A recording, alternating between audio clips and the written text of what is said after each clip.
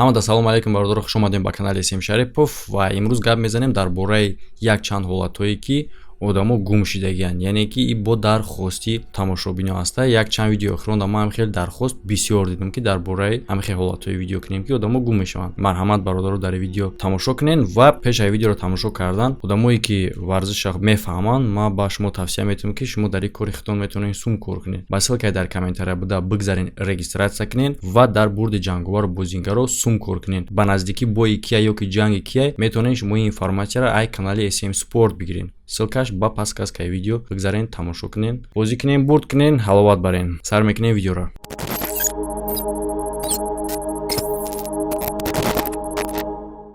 Сар мекунем аз секунҷаи Беннингтон. Яъне ки 20 километр аз шаҳри Беннингтон як перекрёсткае ҳастае ки раҳи дута деҳара мепайванда. Маҳз дар ҳами яъне ки сераҳаи Беннингтон аз соли 1920 то соли 1950 дар муддати 30 сол тақрибан 40 одам гум шудагия. Яъне ки одамое ки дар наздикии ҳамин территория зиндагӣ мекарданд хеле ҳам ғайриоддӣ гум мешиданд. Ай қади раҳ, ай дуруни мошиншон, ай ҷои ховшон, ай ҳавлишон. Охирон духтаре ки гум шудагия, яъне ки мумкин аст баъди дигаро ҳам гум шуда бошанд, фақат ба қайд гирифтагӣ охирон ҳамин духтара. Бале як чизам гуфтан дар кораe ки ин ягона духтаре астае ки ҷасади ӯро ёфтанд. Бале, дигарош гум шудагиянд, даже ҷасадшонам наёфтагиянд. 28 октябри соли 1950 Фрида бо двоюродни бародари худаш Оливер ба прогулка мебароянд ба райони пусташи дар наздикии теппаи Гдеснбери. Фрида монда мешавад ва мехоҳад ки камтарак истироҳат кунад дар пеши як дарахт. Бародараш аз пеши ӯ як чанд қадам дуртар буд. Як лаҳза дигар тараф нигоҳ мекунад, мегарда нигоҳ мекунад ба тарафи хоҳараш, ӯ нест. Просто нобуд шудагия. Агаре хеле фикр кунем, ӯ духтар наметавонист просто бигрезад. Барои он хотире ки ӯ як чанд сония рӯша дигар тараф кардагӣ буд. Дар ин қадар вақт духтар наметавонист ки ранги раъду барқвори нобуд шавад. Рӯзи дигараш местни властҳо кофтукоп ташкил мекунанд, пӯсташа погиза мекованд, не ки ягон пай намеёванд. Аз ҳамада ғайриоддиш чие ки баъди 7 моҳ ҷасади духтари гумшидагиро имена дар ҳамун ҷое меёванд ки ӯ гум шидагӣ буд. Ҳамун точка дар пеши як кундаи дарахт, яъне ки дар болои ҳамун кунда шидагӣ буд. Ҷасади духтара падари ӯ меёвард. Ҳар рӯз ин мард ба назди ҳамун кундае ки дар болои ӯ духтари шидагӣ дам гирифтагӣ буд, ба назди ҳамун меомаду мерафт. Ва бале бародарози дар ҷаҳон кишварҳое ҳастае ки дар уҷа коршон, тарзи зиндагишон, ойликшон зурай. Но якумш ки просто так рафта наметавонӣ, бе ягон суяз, бе ягон чӣ боша, ва дуюмш ки бираям ҳамагар роҳша. Дар уҷа агар ягон ҷои кор тайёр набоша, ягон одам тайёр набоша, ягон чизи бобоварӣ набоша, агар ту просто напросто гум мешавӣ, баъд ага тамошобино мегӯянд ки Сим Шарипов бихел дар ҳамин мавзӯъ видео кун. Яъне ки ин хеле ҳолат мешавад баъд. Ва чӣ хел бояд кунӣ ки кор рух ната. Марҳамат бародаро, шанс ҳастай Европа 12 та вакансия додагия ҷои кор. Ва бале, бародарои тоҷикои мо шумо метавонед ки бирен. Одамое ки дар Қазоқистонанд ва дар Россия чӣ намуд корай рӯи хати вакансияро ман дар рӯи видео менависам ва номерои WhatsApp ки шумо метавонед алоқа кунен, уточнят кунен, в общем корбортона пеш барен. Ва як чиз дигааш ҳама мехоҳам ҳамиҷада бугум, яъне ки ин темаи он ки вақти шумо занг заден баъд бояд дар уҷа уточнят кунед, не ки бисёриҳо фикр кардиянд ки мисол одамое ки ман шумо да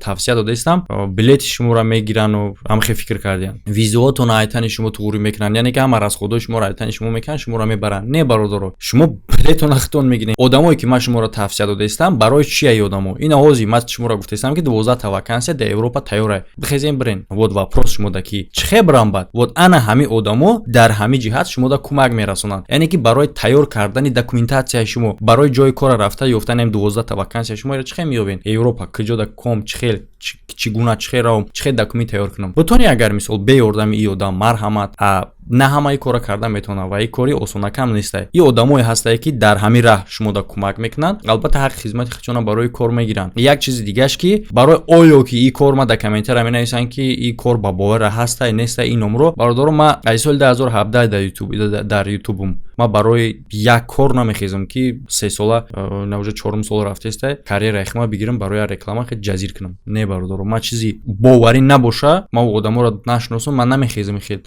тавсия тием шумо дор. Марҳамат, номро ҳастай, муроҷиат кунен. Удачи, шансай даст натен.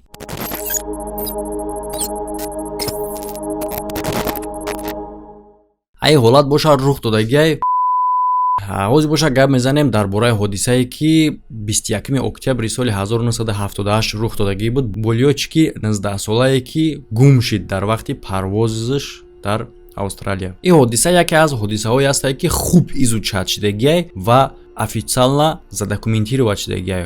яъне ки чизи ҳавоӣ нест, гапи ҳавоӣ нест. Дар вақти парвоз лётчик якчанд маротиба связ мекунад бо сентри управлении ҳавопаймо ва хабар метаҳад дар бораи объекти парвоз мекардагӣ ки айдами уследид кардестай. Ӯ гап мезад дар бораи рафтор ва намуди зоҳирии ғайриоддии чизи парвоз мекардагӣ ва дар охирон сообщениш ӯ мега ин самолёти ғайриоддӣ боз дар болои ман истодагиай. Ӯ истодагиай просто.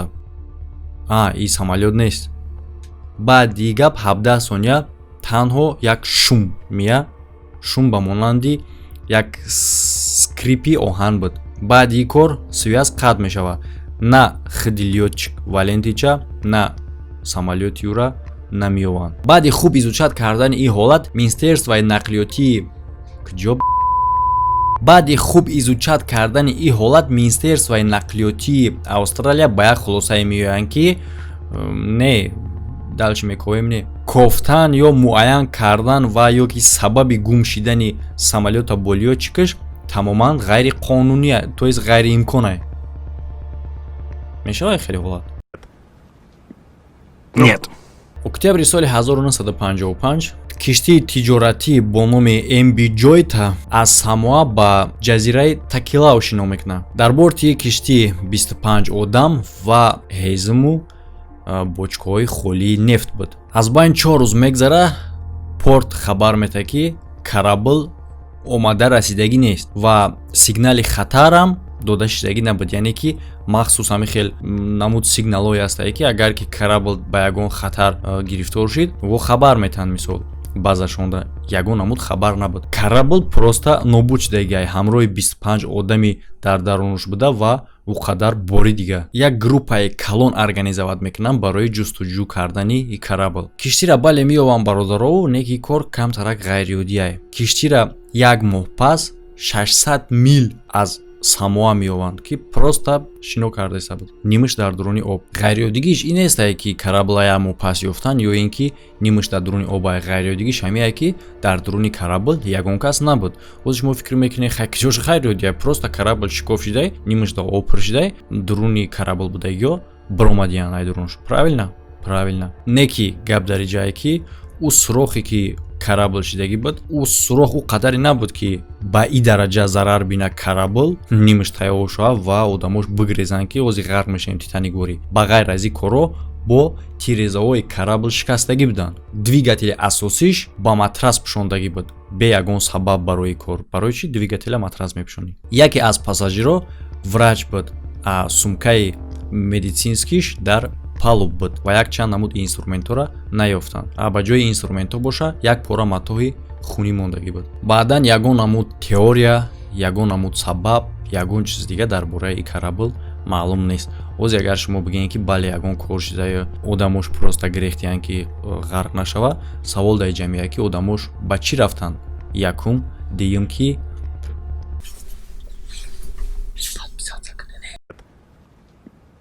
Нет. агар ки фикр кунем ки корабл просто шикоф шуда об дар омада ва пассажиро фикр карданд ки биромадан дар курай барои оне ки ғарқ нашем. неки дар ҷа вопрос возникад мекунад ки 25 одам куҷо рафтанд? чӣ ба ягон каси ӯ пайдо нашиду нагуфт ки корабл чӣ гап шид чӣ рух дод вабше? ягон одамое ки дар ҳамин корабл буданд то ҳозира дарак надоранд. куҷо шиданд? дар ин бора ягон теория нест. шумо медонед теорияҳои хитона дар комментария бинависед версияҳои хитон ва ман медонам 100% ки шумо аюдаи кор мебуроед. дар бораи зодиакам бисёр вариантҳои хитона нависонда буден ва вариантҳои беҳадам хуб буданд. яъне ки чӣ ба зодиака наёфтанд. агар касе тамошо накарда боша зодиака бидроен дар канал ҳастае бародаро ва видео ҳастае ки мо гап задем версияи тамошобинои канали Несим Шарипова ки ба фикри ӯ чӣ ба зодиака наёфтанд. нобуд шудани Гаролд Холт политики австралиёӣ 17-ум премьер-министри кишвар. 17 декабри соли 1967 премьер-министр ҳамроҳи рафиқои худаш дар якҷоягӣ бо охраннико ба сӯи порт Филипп Бей мераванд. яъне ки ӯ иштирок мекард бояд дар вохӯрӣ бо Алик Роуз, яъне ки одаме буд ки дар ӯ вақт ӯ худаш тоқа сайёҳат дошт ба тамоми кураи замин. баъди вохӯрдани анъанавии сайёҳ Холт мехоҳад ки обозӣ кунад ва ҳамроҳи рафиқош ба пляжи Шевиод мераванд ки дар уҷа одам кам буд. Нотарсона ба лави ов мерава, одам мепара ва обозӣ мекунад. баъди чанд лаҳза ӯ нобуд мешава, яъне ки одами оддӣ хай наметавонад ку соатош қадди дар таи об иста нафас бояд бикаши ку. Неки ӯ нобуд мешава ва телехранителош аз тарса ба ов мепаранд. Неки ӯро дар дорони ов намеованд. дарҳол полисейскиҳо ва шиноварҳои ҳарбӣ даъват карда мешаванд барои кофтукоб. Неки анами қадар одам ӯра намеованд. Як версия ҳастае ки ӯ метавонист ки худкушӣ кунад ва як версияи дигаре ҳастае ки гӯё Гард Холт резиденти китайский разведка буд. ва вақте ки ӯ ҳис мекунад ки уже ба даст меафта, хуб плани гирехтани худша кардагӣ. Неки ё просто теориян, версияи аниқи конкретнаш нестай. Идита версияра намедонам, агар плани худкушиам кардагӣ боша, всё равно вайни вадалазора кофтан. Всё равно бояд меофтанша. Бале агар ки ягончура намехӯрд. Ва плани побег чихела ки ӯра охранникош нигоҳ доштан, ӯ дар як лаҳза чихел метавонист просто нобуд шава. ё ки ягон тавоноӣ дошт ки 10-20 минут шино мекард дар таги об, бо метавонист ки зинда мона буроя. Барои ҳамин охранникош истодан гуфтанд ки хай чанд кашида? На 30 минут, ози ӯ дертар мебуроя. Спокойно истодан нобуд шида. Не, дар як лаҳза одам наметавонист просто бигреза. ин фикри мае.